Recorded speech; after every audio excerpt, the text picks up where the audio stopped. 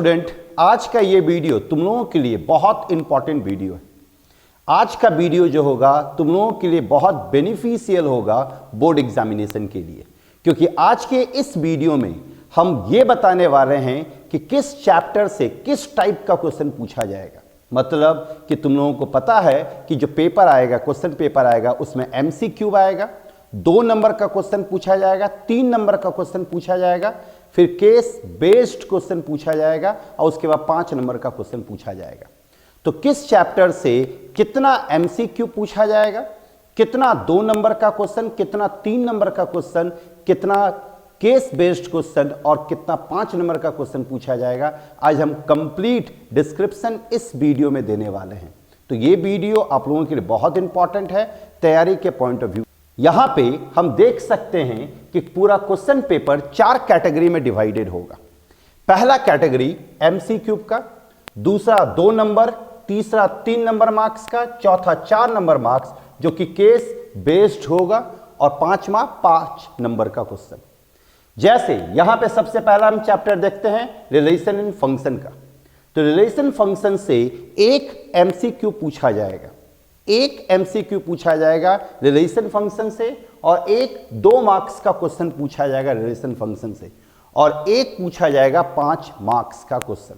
हम ये भी तुम लोगों को बताएंगे कि कौन से टॉपिक से 5 मार्क्स का क्वेश्चन आने का चांसेस ज्यादा होता है। जैसे यहां पे जो 5 मार्क्स का क्वेश्चन पूछा जाएगा वो मोस्ट प्रोबेबली ज्यादा चांस है रिलेशन से पूछने का। याद रखें, तो रिलेशन फंक्शन से टोटल 3 क्वेश्चन आपके सामने आएगा एग्जामिनेशन में, एक 1 नंबर का, एक 2 नंबर का और एक 5 नंबर का।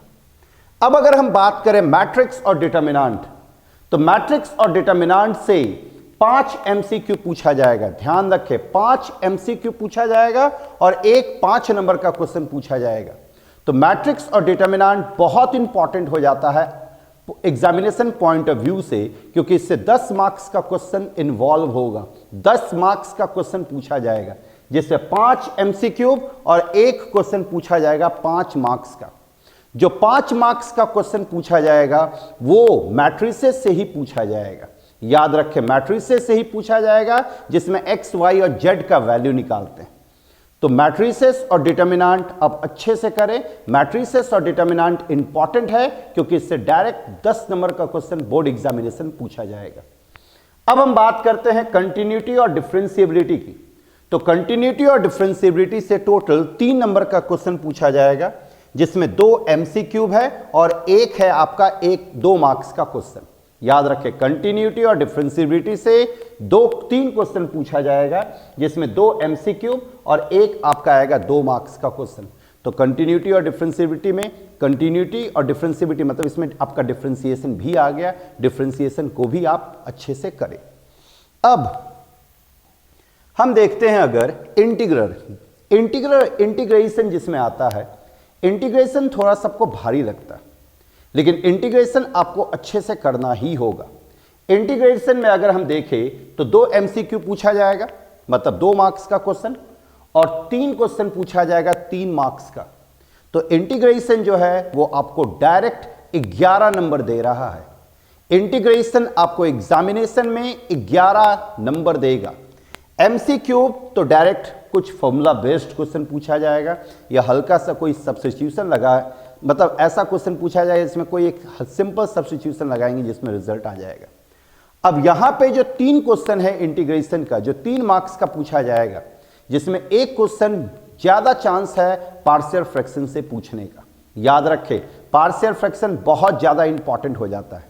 दूसरा क्वेश्चन इंटीग्रेशन बाय पार्ट्स से पूछने का होता है, दूसरा क्वेश्चन इंटीग्रेशन बाय पार्ट्स और तीसरा क्वेश्चन में या तो मैथमेटिकल ट्विंस से पूछेगा या फिर सम स्पेशल इंटीग्रेशन जिसमें L/Q L/√Q का फॉर्म है। इंटीग्रेशन थोड़ा अच्छे से करना है क्योंकि इंटीग्रेशन आपका 11 नंबर पूछा जाएगा इंटीग्रेशन से। 3 क्वेश्चन 3 मार्क्स का और 2 क्वेश्चन MCQ जिसमें partial fraction, integration by parts, some special integration और मैथमेटिकल ट्विंस जिसमें √tan x, √cot x, 2 divide by x का पावर 4 + 1 2x² डिवाइड बाई x का पावर 4+1 और एक क्वेश्चन आता है √tan x plus √cot x। ये कुछ प्रॉब्लम आप अच्छे से करके जाए जिससे कंफर्म क्वेश्चन पूछेगा, इसी से क्वेश्चन पूछा जाएगा। इससे कोई भी केस बेस्ड क्वेश्चन नहीं पूछा जाएगा और 5 मार्क्स का क्वेश्चन नहीं पूछा जाएगा। अब अगर हम देखते हैं डिफरेंशियल इक्वेशन से, तो डिफरेंशियल इक्वेशन से भी 3 क्वेश्चन आपका पूछा जाता है, जिसमें 2 MCQ पूछा जाएगा और एक आपका पूछा जाएगा 3 मार्क्स का क्वेश्चन।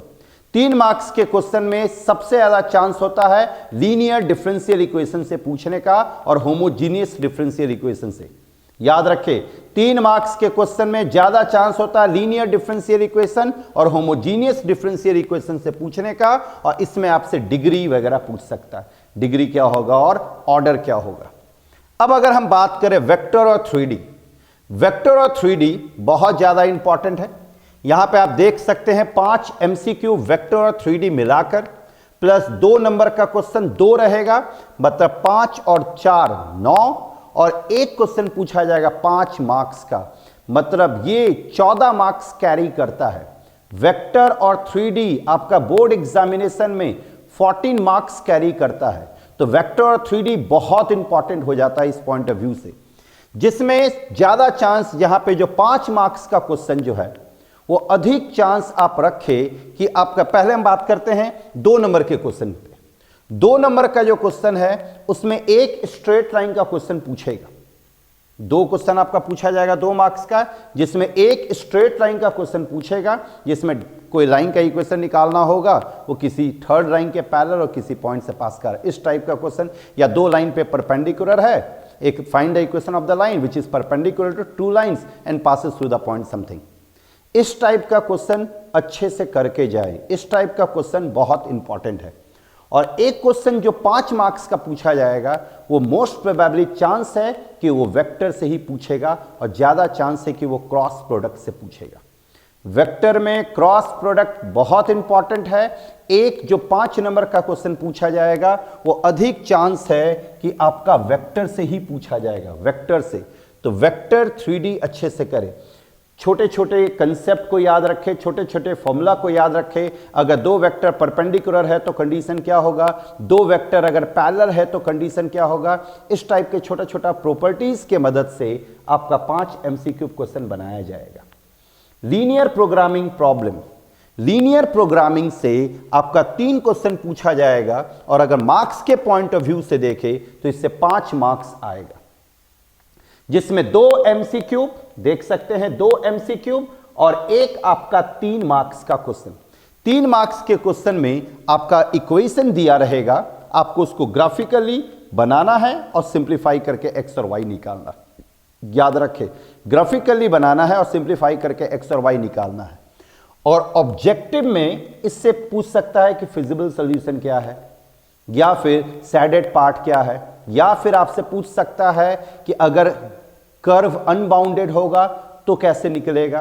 तो इस टाइप का बेसिक क्वेश्चन पूछा जा सकता है LPP में। याद रखें, LPP में 2 एकदम बेसिक क्वेश्चन आएगा और एक क्वेश्चन आपका ग्राफिकल पे आएगा, जिसमें इक्वेशन दिया रहेगा, सब्जेक्ट टू मैक्सिमाइज मिनिमाइज वो दिया रहेगा, आपको ग्राफ प्लॉट करके आपको x और y का वैल्यू पता करना है। तो ये हो गया आपका LPP का।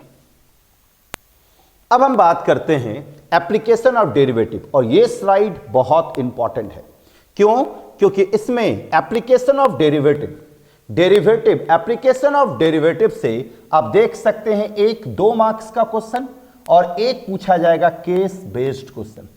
ये जो केस बेस्ड क्वेश्चन है ये मैक्सिमा मिनिमा वर्ड प्रॉब्लम से ही रहेगा। याद रखें, मैक्सिमा मिनिमा वर्ड प्रॉब्लम को अच्छे से करें, वो बहुत इंपॉर्टेंट है, क्योंकि केस बेस्ड उसी से पूछा जाएगा। और केस बेस्ड ऐसा टॉपिक होता है जिसमें जनरली स्टूडेंट के फंसने के चांसेस ज्यादा होते हैं, उसको आइडिया ही नहीं मिलता है कि ये जो क्वेश्चन पूछा गया इसमें क्या कंसेप्ट लगेगा।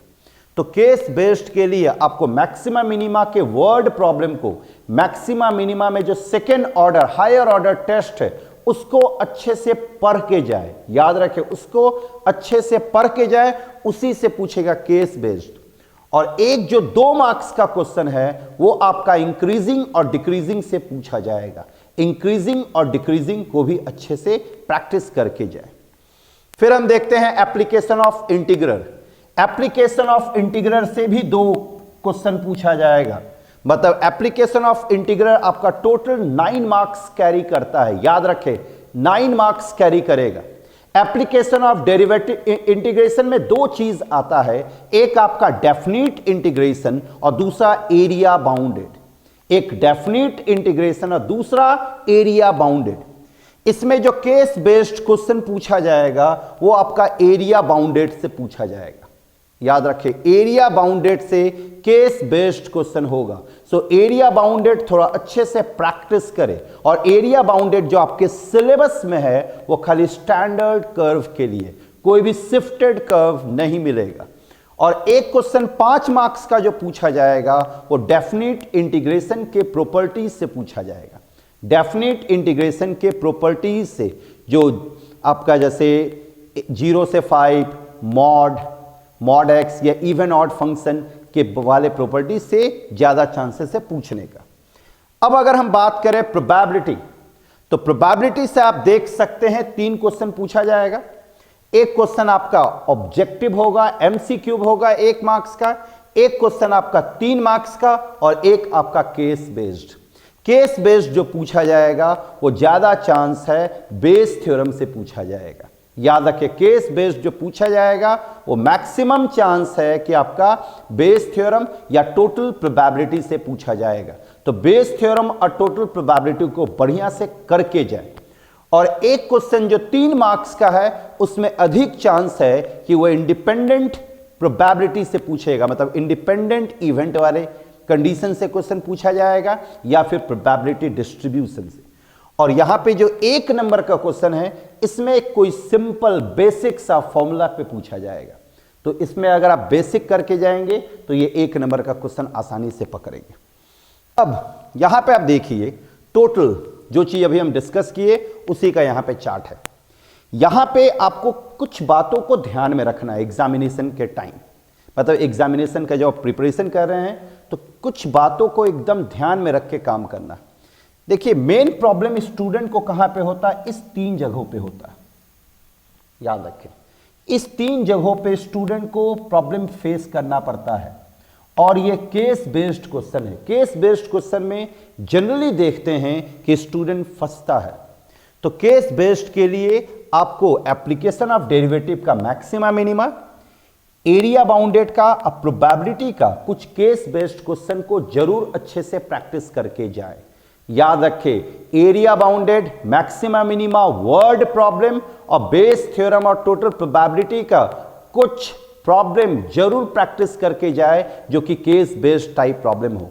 क्योंकि अगर आपको 95 प्लस में जाना है, अगर आपको 95 प्लस में जाना है तो इसमें आप किसी भी तरह का कोई मिस्टेक एफर्ट नहीं कर सकते। याद रखें किसी भी तरह का कोई मिस्टेक को आप एफोर्ड नहीं कर सकते। आपको ये चीज एकदम अच्छा करना ही पड़ेगा, बढ़िया करना पड़ेगा, ये याद रखें। केस बेस्ड में 3 ही चैप्टर से पूछेगा, या तो एरिया बाउंडेड, या तो मैक्सिमा मिनिमा का वर्ड प्रॉब्लम, या बेस थ्योरम। इसको अच्छे से करना है आपको, चाहे जैसे भी हो। और इस टॉपिक पे केस बेस्ड के क्वेश्चन को आपको अच्छे से प्रैक्टिस करना ही है। 5 नंबर में आप देख सकते हैं एक आपका रिलेशन से पूछेगा। रिलेशन में इक्विवेलेंस रिलेशन प्रूफ करने को पूछ आएगा। दूसरा इससे मैट्रिक्सेस से ही आएगा, मैट्रिक्स को अच्छे से करें, मैट्रिक्स चैप्टर इंपॉर्टेंट है। फिर यहां पे आप देख सकते हैं ये स्ट्रेट लाइन और क्रॉस प्रोडक्ट, इसमें सबसे इंपॉर्टेंट होगा क्रॉस प्रोडक्ट और एप्लीकेशन ऑफ इंटीग्रल में डेफिनिट इंटीग्रेशन। अगर ये 6 चैप्टर आप अच्छे से करते हैं तो आपका जो मैक्सिमम मार्क्स का जो क्वेश्चंस है उसको आप पकड़ सकते हैं, जिसमें जनरली स्टूडेंट के गलती करने के चांसेस ज्यादा होते हैं। याद रखें मैट्रिसेस में आप देखिए 5 ऑब्जेक्टिव क्वेश्चंस भी है। तो मैट्रिसेस में और डिटरमिनेंट में आपका एरिया निकालने का, जैसे एरिया ऑफ द ट्रायंगल कैसे निकलता है, कोलिनियर है तो कोई एक अननोन दे देगा, वो पॉइंट कैसे निकालते हैं, properties of adjoint, properties of inverse, multiplication का प्रॉपर्टीज, ये सारे प्रॉपर्टीज को अच्छे से याद कर जाएं, उसी से क्वेश्चन पूछा जाएगा, ज्यादा चांस है। फिर वेक्टर 3D से भी 5 MCQ है। इसमें बेसिक ए डॉट बी का डेफिनेशन क्या होता है, ए क्रॉस बी का डेफिनेशन क्या होता है, आई डॉट आई क्या होता है, दो वेक्टर अगर पैरेलल है तो कंडीशन क्या होगा, दो वेक्टर अगर परपेंडिकुलर है तो कंडीशन क्या होगा। तो इस तरीके से आप प्रिपरेशन करें, याद रखें, इस तरीके से आप प्रिपरेशन करें। इस स्ट्रैटेजी यहां पे जैसे हम बताए हैं, MCQ देखिए किस चैप्टर से ज्यादा पूछा जाता है, जिस चैप्टर से ज्यादा पूछा जाता है उसमें छोटे छोटे पॉइंट को, छोटे छोटे फॉर्मूला को, छोटे छोटे प्रॉपर्टीज को अच्छे से दिमाग में रखें और 5 नंबर और 4 नंबर वाले पोर्शन को अच्छे से संभालें और थोड़ा इंटीग्रेशन को मजबूत करें। अगर इंटीग्रेशन आपका मजबूत है, इंटीग्रेशन अगर आपका अच्छा है तो 3 मार्क्स के क्वेश्चन में आप मैक्सिमम अटेम्प्ट दे सकते हैं। तो इन सारे बातों को ध्यान में रखते हुए आप लोग प्रिपरेशन करें। हम आने वाले वीडियोस में बताएंगे कि किस टाइप का क्वेश्चन पूछा जाएगा। हम उस टाइप के क्वेश्चन को भी डिस्कस करेंगे आपके सामने। केस बेस्ड में कौन कौन सा प्रॉब्लम बहुत इंपॉर्टेंट है, हम उन सारे प्रॉब्लम को डिस्कस करेंगे। अगर आपको फिर भी कुछ कंफ्यूजन आता है तो आप लोग कमेंट बॉक्स पे कमेंट कर सकते हैं या नीचे डिस्क्रिप्शन बॉक्स में जो हम व्हाट्सएप का या टेलीग्राम का लिंक दिए हैं, आप उसके थ्रू मेरे से कनेक्ट हो सकते हैं। Thank you very much. जय हिंद।